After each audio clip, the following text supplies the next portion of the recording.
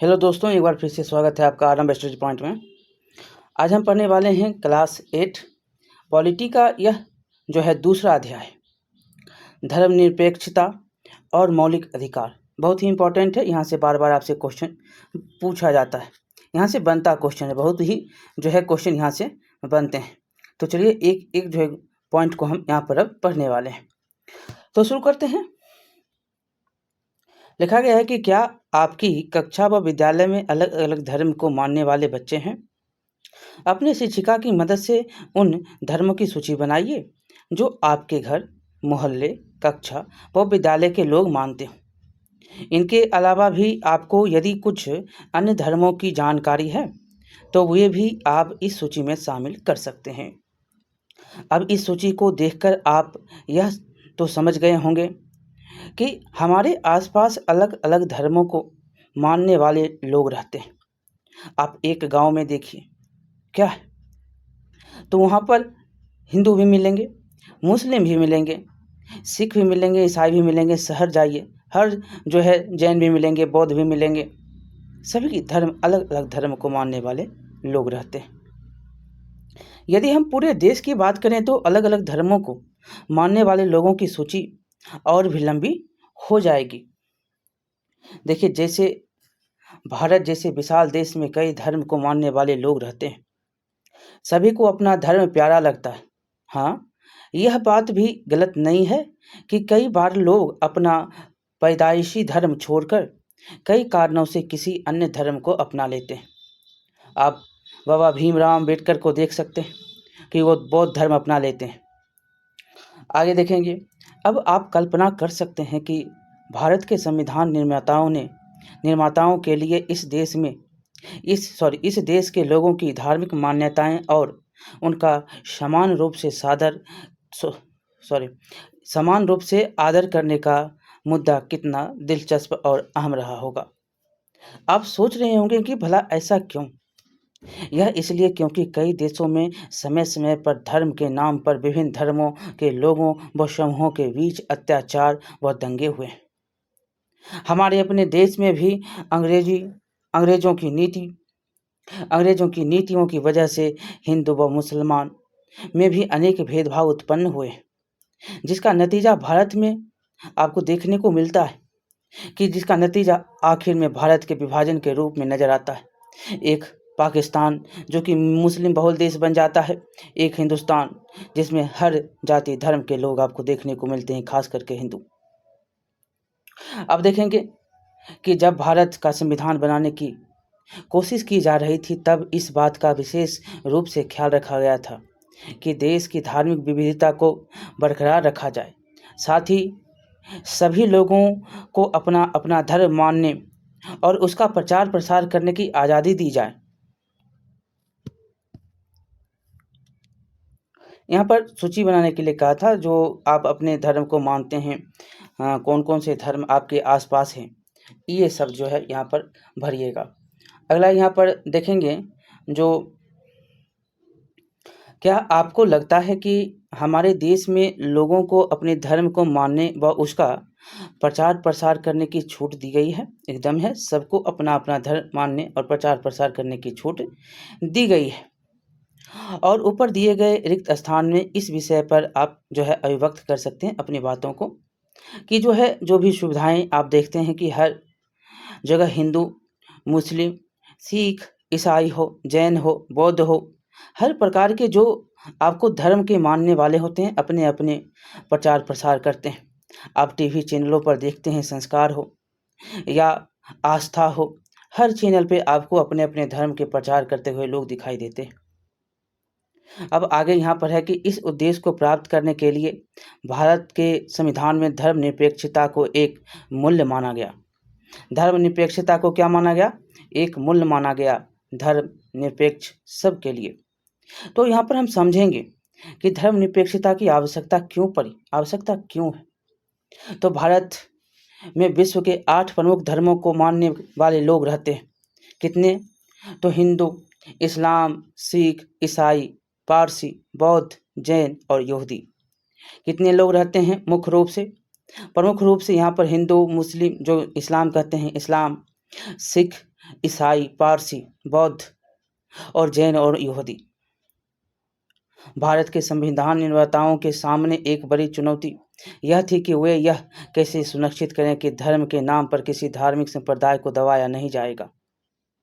इस बात का डर अक्सर उन परिस्थितियों में होता है जहां किसी एक धर्म को मानने वाले लोग बहुत बहुमत में हो और उसी धर्म के लोगों के हाथों में सत्ता भी हो।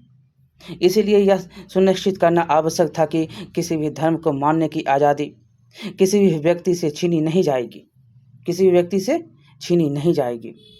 कई बार देखा गया है कि लोग जिस धर्म को मानने वाले परिवार में पैदा होते हैं उस धर्म के रीति रिवाजों का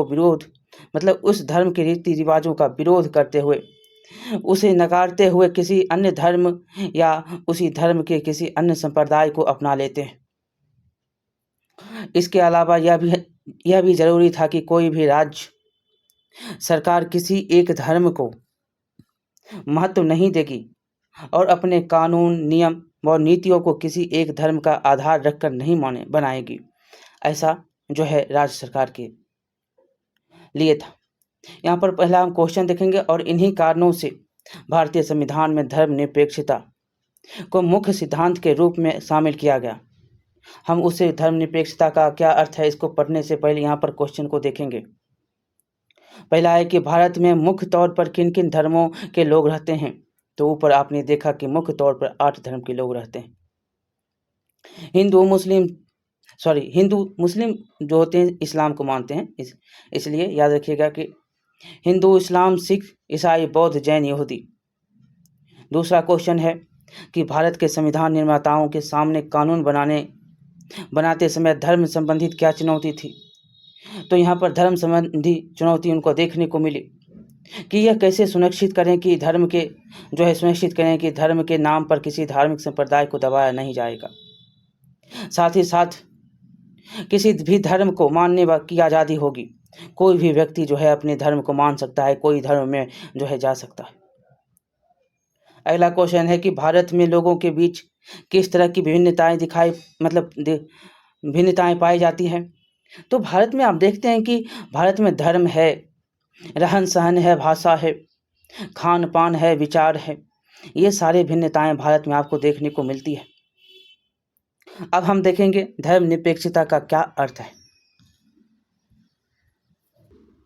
देखिए यहाँ पर लिखा गया है कि धर्मनिरपेक्षता का अर्थ है भारत के संविधान के अनुसार सभी लोगों को अपनी अपनी धार्मिक मान्यताओं व तौर तरीकों को अपनाने की पूरी आज़ादी है। राज्य के सामने सभी धर्म समान है, सिर्फ इसलिए कि किसी एक धर्म को मानने वाले लोग अधिक संख्या में हैं। उनको राज्य की तरफ से कोई विशेष स्थान या रियायतें नहीं दी जाएगी। भारतीय राज्य की शक्ति का इस्तेमाल एक समान रूप से होता है व उसमें धार्मिक विचारों, मान्यताओं और विश्वासों का कोई स्थान नहीं है। धर्म को राज्य से अलग रखने के इसी विचार को धर्मनिरपेक्षता कहते हैं। क्या है? तो धर्म को राज्य से अलग रखो। यहाँ पर सभी धर्म की मान्यताओं, तौर तरीका जो भी है सभी को अपनाने की जो है आज़ादी, पूरी आज़ादी।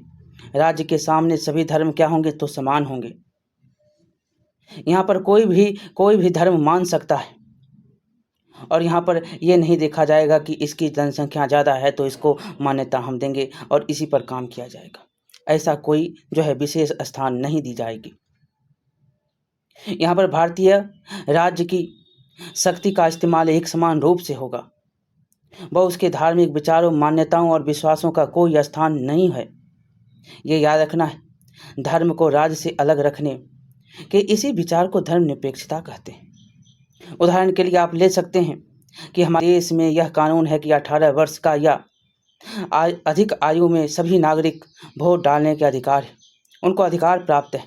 इसी तरह शिक्षा के अधिकार को देखते हैं तो कानून के द्वारा यह निश्चित किया गया है कि 6 से 14 वर्ष की आयु तक के सभी बच्चों को मुक्त एवं अनिवार्य शिक्षा पाने का अधिकार है। मुक्त एवं अनिवार्य शिक्षा।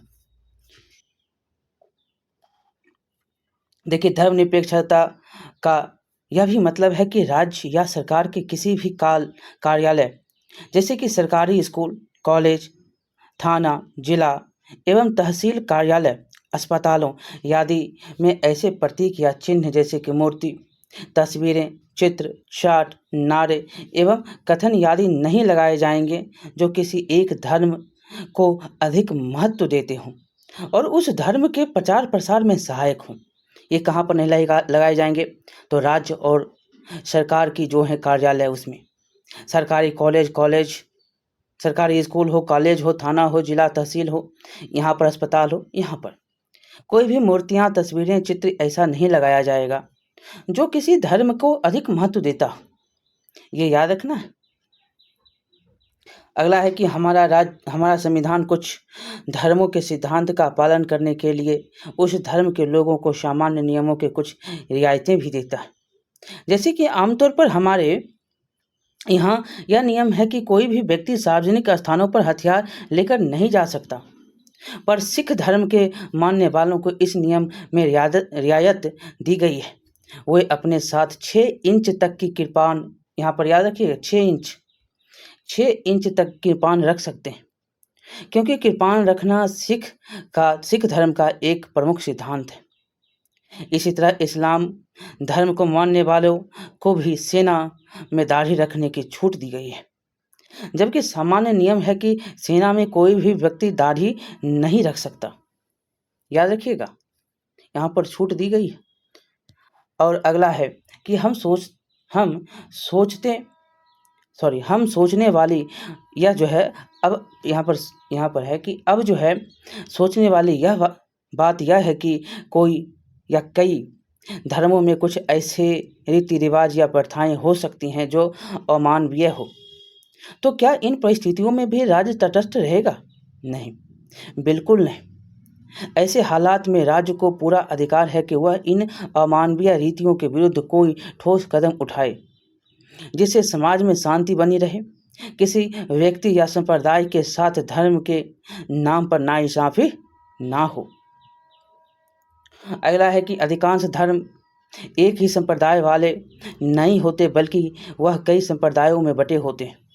जैसे कि जैन धर्म, इसमें 2 संप्रदाय हैं, श्वेतांबर और दिगंबर। धर्मनिरपेक्षता का मूल्य इन विभिन्नताओं के विषय में भी वह नीति अपनाता है जो कि अन्य धर्मों के बीच समानता रखने के लिए आवश्यक है। आइए इसको बेहतर समझने के लिए एक कहानी पढ़ेंगे। उससे पहले हम कहानी पढ़ने से पहले यहाँ पर जो क्वेश्चन है उसको करेंगे। एक उदाहरण देकर धर्मनिरपेक्षता का मतलब समझाइए। तो अभी आपने तो देखा कि धर्मनिरपेक्षता, यहाँ पर धर्मनिरपेक्षता हमारा जो है क्या देखने को मिलता है कि हमारा संविधान अल्पसंख्यकों की हितों के लिए रक्षा के लिए प्रतिबद्ध है। उनकी भाषाएं, उनके जो संस्कृति, उनके जो है उनकी भाषा और संस्कृति की अस्मिता की रक्षा हो पाए। और हमारे देश में कुछ ऐसे धर्मों को विशेष रियायत दी गई है, जैसे कि पंजाब के सिखों को उनको कृपान रखने के लिए रियायत दी गई है। जैसे यहाँ पर आपको याद रखना है, इस्लाम धर्म को मानने वाले मुस्लिम को दाढ़ी रखने का जो है अधिकार दिया गया।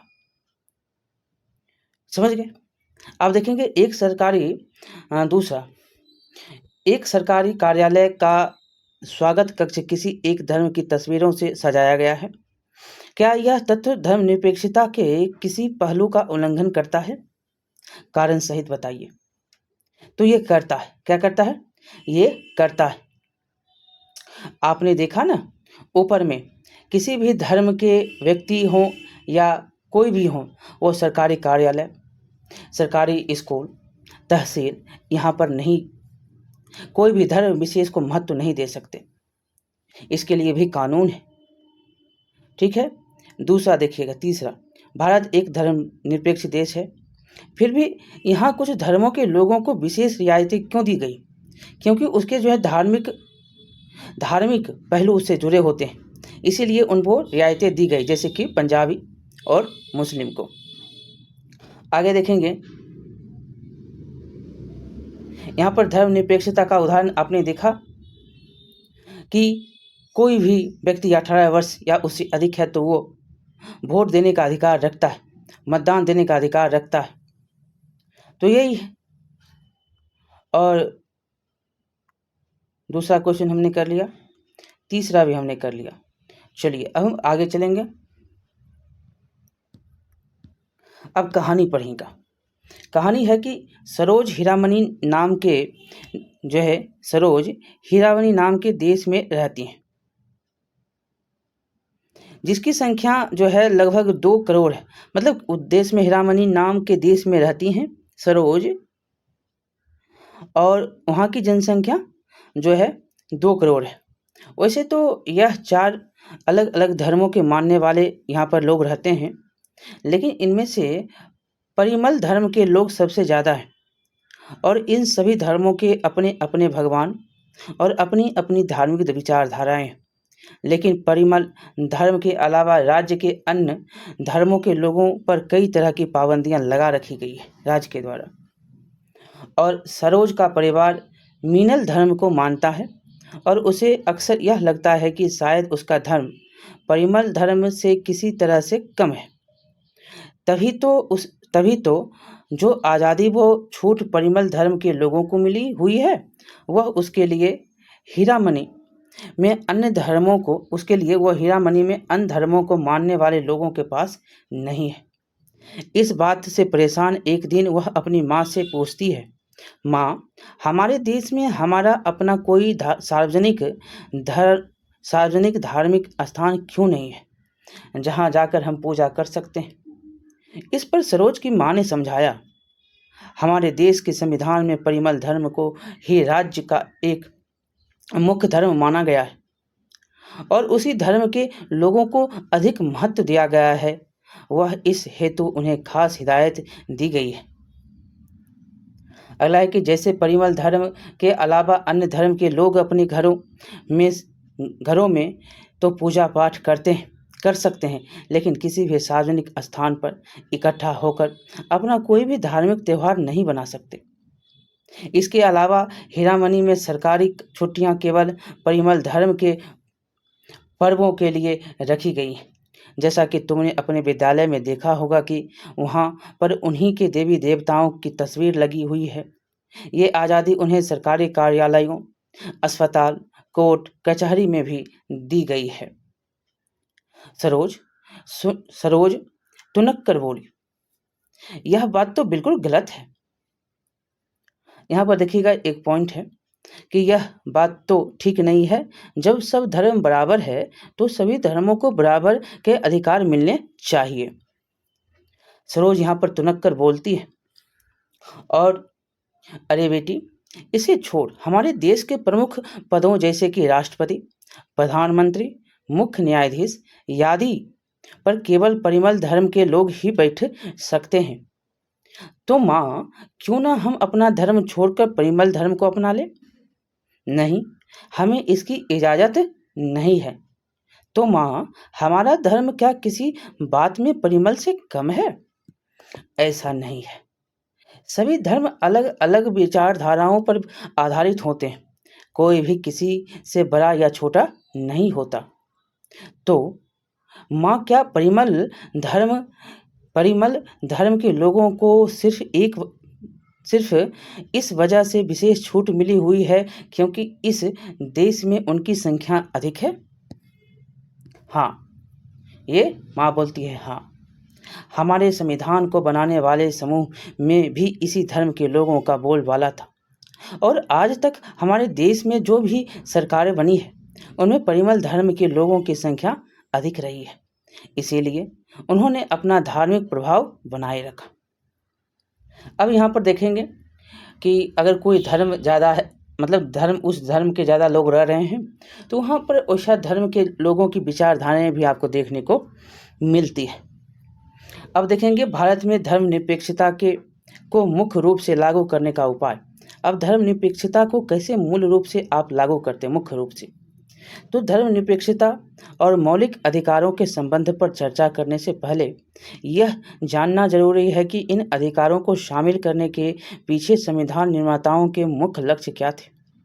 भारत में धर्मनिरपेक्षता को सिर्फ सिद्धांत के रूप में ही नहीं स्वीकार किया गया है, इसे व्यावहारिक रूप देने के लिए कई अन्य तरह की कोशिशें की गई हैं। क्या हैं कोशिशें? तो मौलिक अधिकार। क्या है मौलिक अधिकार?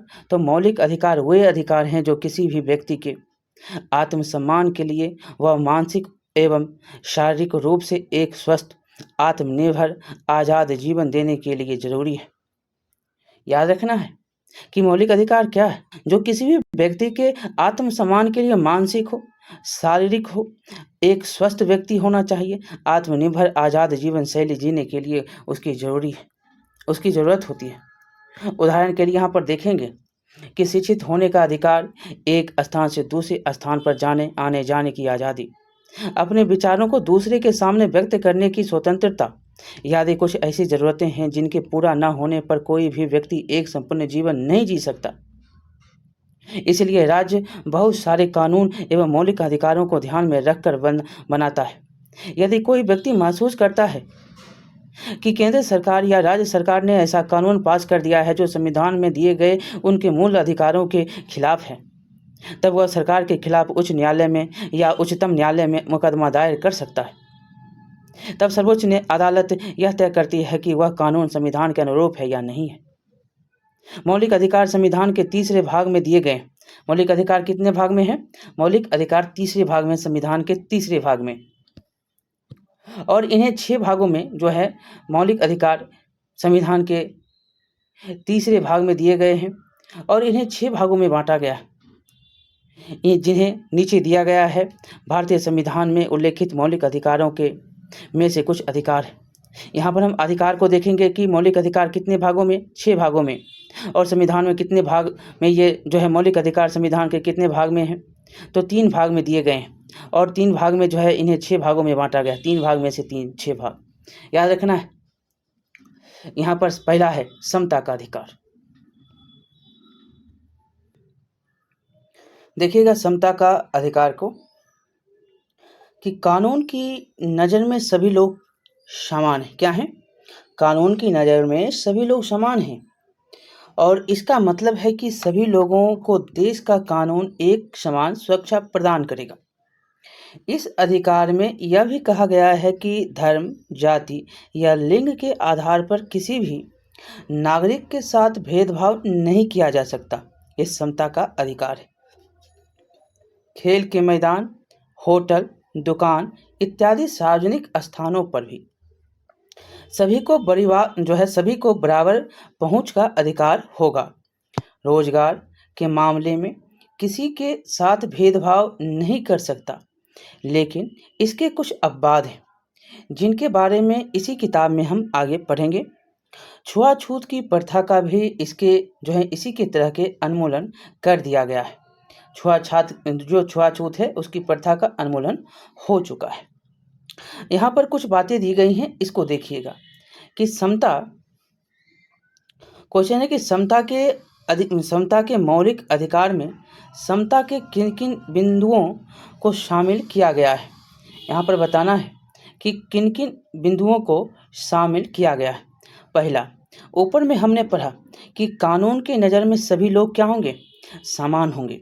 देश का कानून सभी नागरिकों को एक समान सुरक्षा प्रदान करेगा।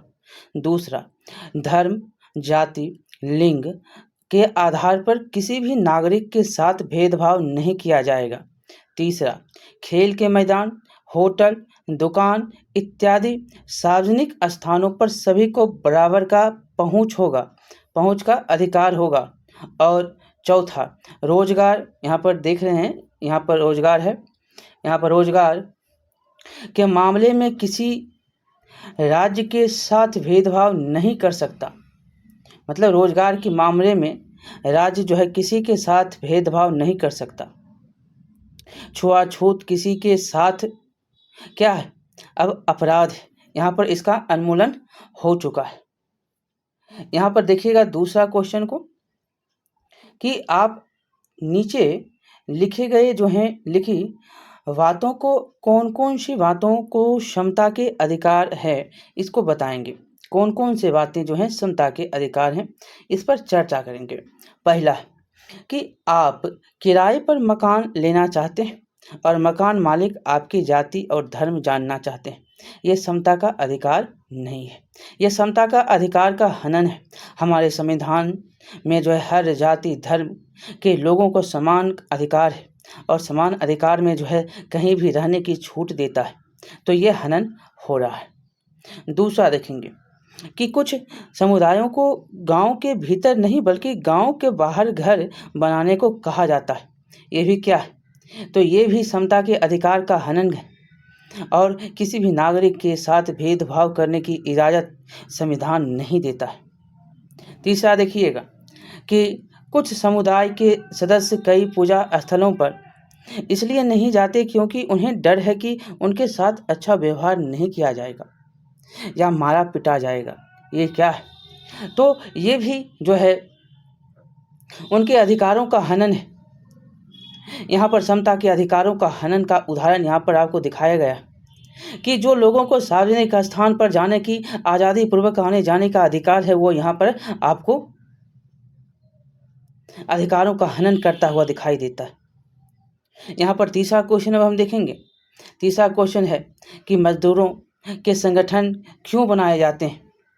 तो मजदूरों के संगठन इसलिए बनाए जाते हैं क्योंकि उनके हितों की रक्षा करें, उनके शोषण से बचाने के लिए, उनके अधिकारों की रक्षा, उनके जो हैं जो उन पर शोषण करता है मकान मालिक करता है या जो उनके फैक्ट्री के मालिक करते हैं, जहाँ पर रहते हैं वहाँ पर उनका शोषण होता है।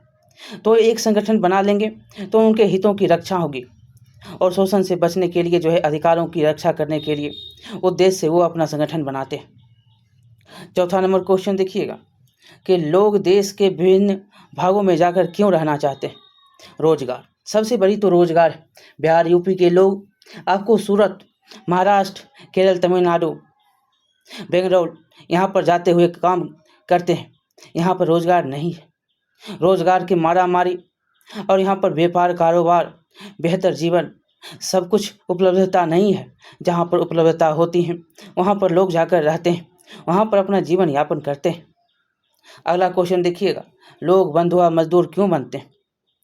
तो यहाँ पर लोग इसलिए बंधुआ मजदूर बनते हैं कि जिन लोगों की सारी संपत्ति नष्ट हो गई है या किसी जो है जिनके पास कुछ भी ज़मीन या जायदाद नहीं है, वह इसी कारण किसी ऐसे जो है जीवन यापन के लिए अपनी मजबूरी यहाँ पर आपको देखने को उनको मिलता है कि कैसे जीवन जिया जाए। तो वो किसी मकान या किसी जो है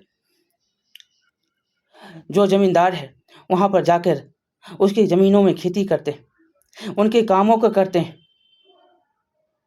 ये बंधुआ मजदूर है। अगला देखिएगा, उनको कम मजदूरी दी जाती है, आप जानते ही हैं।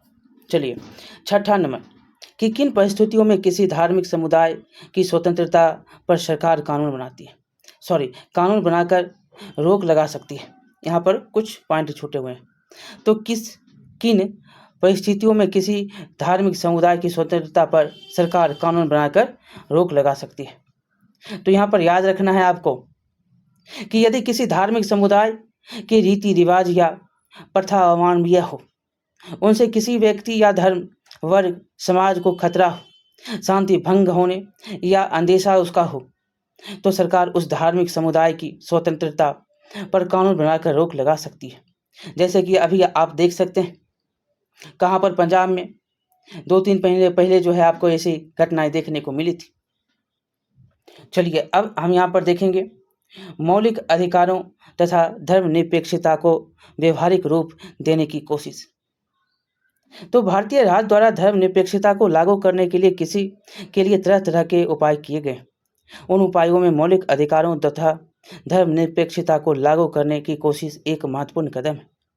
भारतीय संविधान में दिए गए मौलिक अधिकारों में से समता का अधिकार, धार्मिक स्वतंत्रता का अधिकार व खास तौर पर अल्पसंख्यकों के सांस्कृतिक व शिक्षा संबंधी अधिकार धर्मनिरपेक्षता को मजबूत करने में सहायक हुए। अब दूसरा हम देखेंगे स्वतंत्रता का अधिकार। 6 अधिकार हैं। 6 अधिकार में हम पढ़ रहे हैं स्वतंत्रता का दूसरा अधिकार कि इस अधिकार के अंतर्गत अभिव्यक्ति और भाषण, की स्वतंत्रता, संगठन बनाने की स्वतंत्रता, देश के किसी भी भाग में आने जाने और रहने तथा कोई भी व्यवसाय, पेशा या कारोबार करने का अधिकार शामिल है। तीसरा देखिएगा, शोषण के विरुद्ध अधिकार। संविधान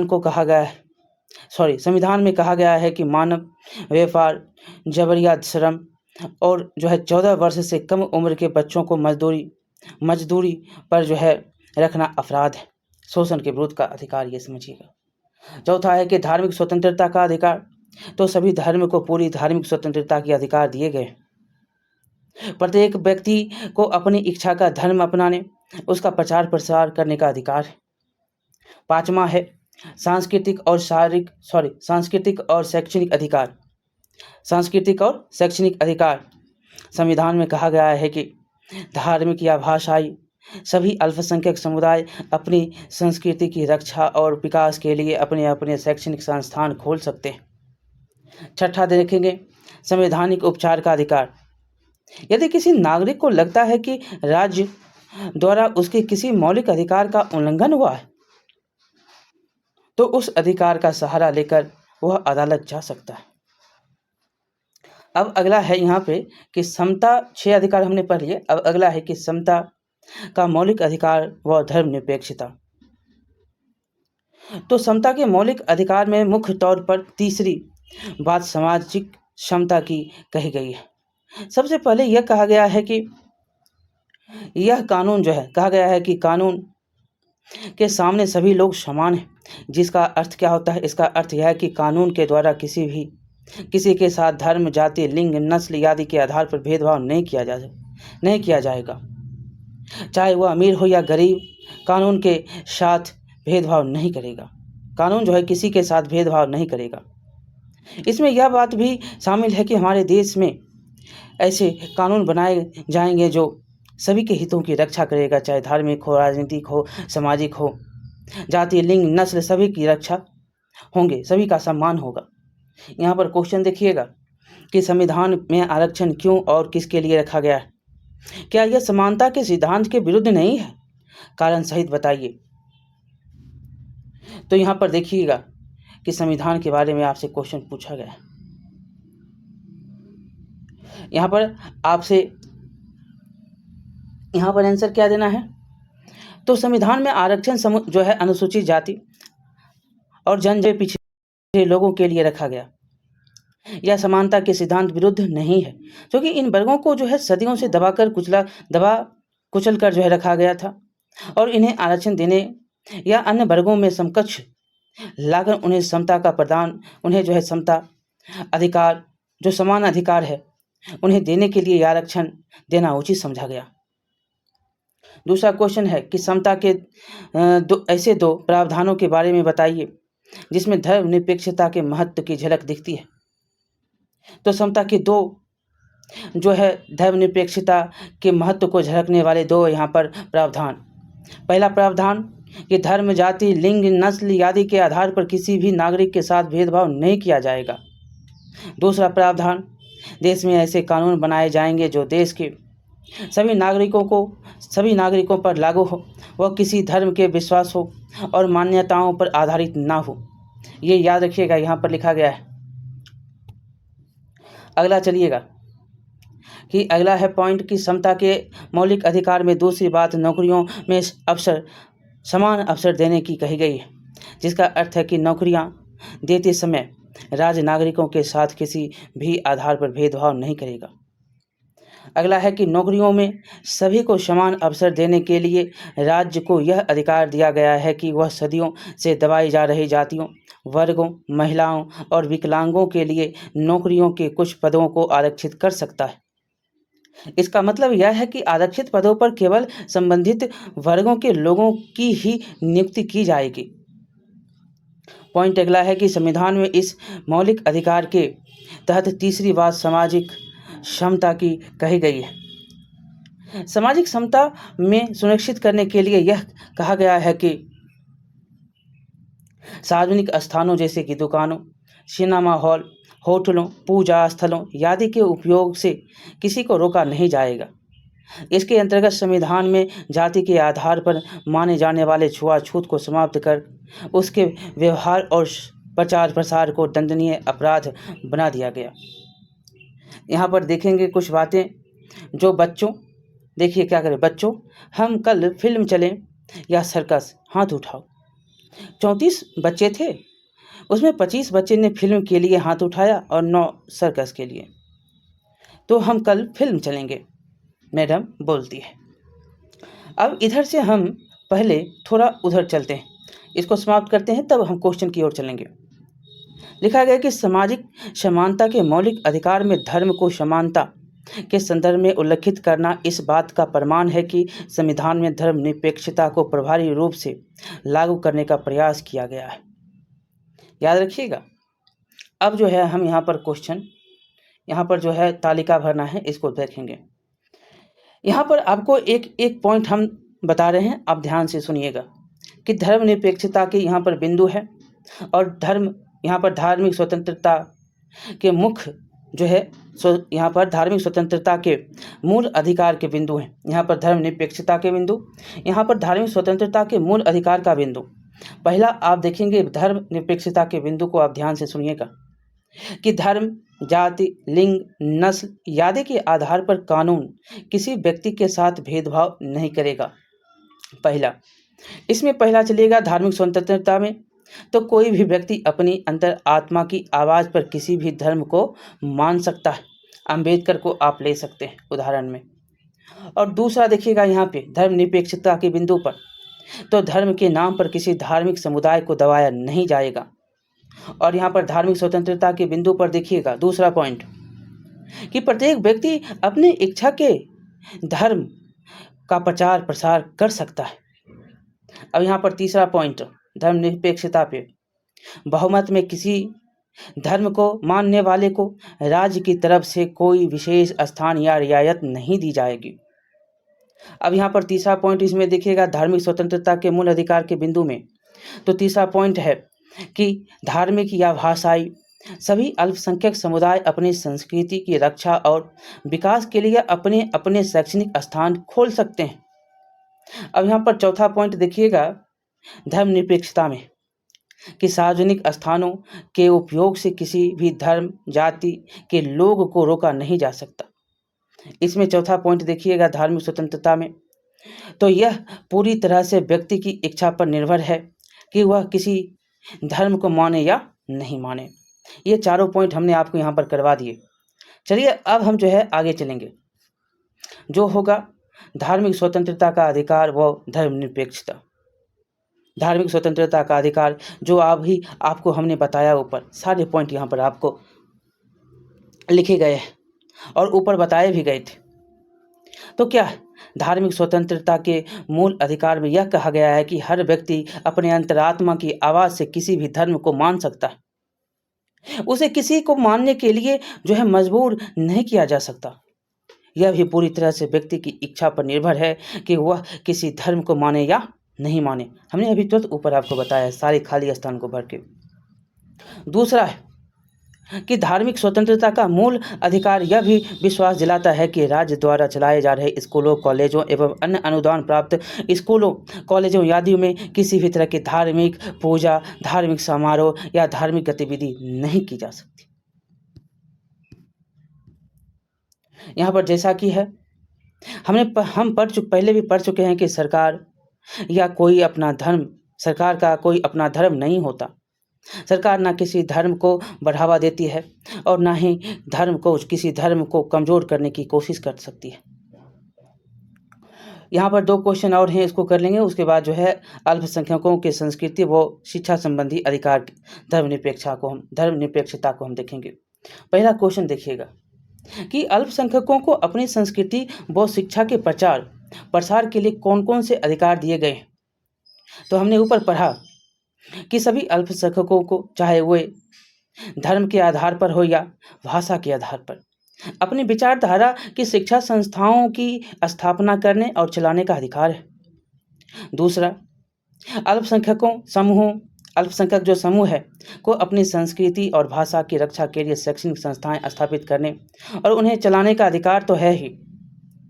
और साथ ही साथ आपको यहाँ पर याद रखना है तीसरा पॉइंट में, अगर ऐसी संस्थाएं अनुदान एवं मान्यता के लिए जरूरी शर्तें पूरी करती हैं तो सरकार अनुदान देने और उसकी मान्यता देती है। अब दूसरा यहाँ पर क्वेश्चन है कि अल्पसंख्यकों को दिए गए संस्कृति व शिक्षा के अधिकार में से धर्मनिरपेक्षता कैसे मजबूत होगी, उदाहरण देके बताइए। तो देखिए यहाँ पर अल्पसंख्यकों को जब संस्कृति व शिक्षा के अधिकार दिए जाते हैं तब उसमें सुरक्षा की भावना जागृत होती है और वे इस देश को अपना देश मान पूरी तरह से भावनात्मक रूप से जुड़ जाते हैं। इससे देश में शांति बनी रहती है और धर्मनिरपेक्षता मजबूत होती है कि इस देश में सभी धर्म के लोगों को अपनी अभिव्यक्ति की स्वतंत्रता है। आप समझ सकते हैं वे सुरक्षित हैं, अपने अपने धर्म अपनी अपनी जो है धार्मिक मान्यताओं के साथ सुरक्षित हैं। तो यहाँ पर अब दूसरा पढ़ेंगे पॉइंट, ये क्वेश्चन आंसर हमने कर दिया कि अल्पसंख्यकों के सांस्कृतिक और शिक्षा संबंधी अधिकार और धर्मनिरपेक्षता। तो नीचे दिए गए चित्रों के अनुसार आप देखें, आपने देखा कि शिक्षिका ने बहुमत के आधार पर निर्णय लिया। क्या यह सही था?